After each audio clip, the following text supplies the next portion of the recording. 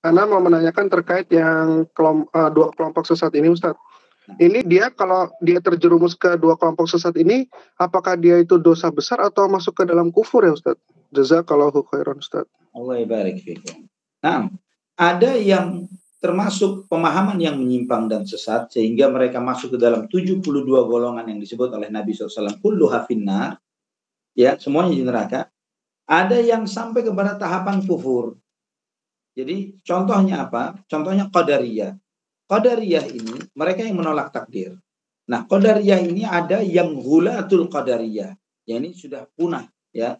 Qadariyah yang ekstrim. Kenapa dikatakan ekstrim? Mereka itu sampai menafikan Allah Maha Tahu. Ya. Jadi dia sampai mengatakan Allah nggak tahu, atau Allah itu taunya global saja, rinci detail-detail Allah nggak tahu. Ya, Allah malah tahunya setelah kejadian. Nah, ini kelompok Qadariyah hulatul Qadariyah yang sampai memiliki keyakinan seperti ini, maka dia kafir, keluar dari Islam, bukanlah seorang muslim. Tapi ada Qadariyah yang di bawah itu, yaitu mereka yang mereka tolak adalah bahwa Allah Subhanahu wa taala yang kehendaknya ketetapan kehendak di antara ketetapan kehendak Allah dan penciptaan Allah Subhanahu wa taala adalah terkait tentang apa yang dilakukan oleh hamba. Bahwa hamba ini apa yang dia perbuat juga ciptaan Allah.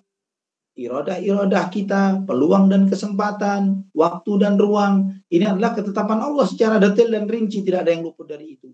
Ini sebagian Qadariyah dan banyak Qadariyah di zaman ini seperti ini, itu banyak.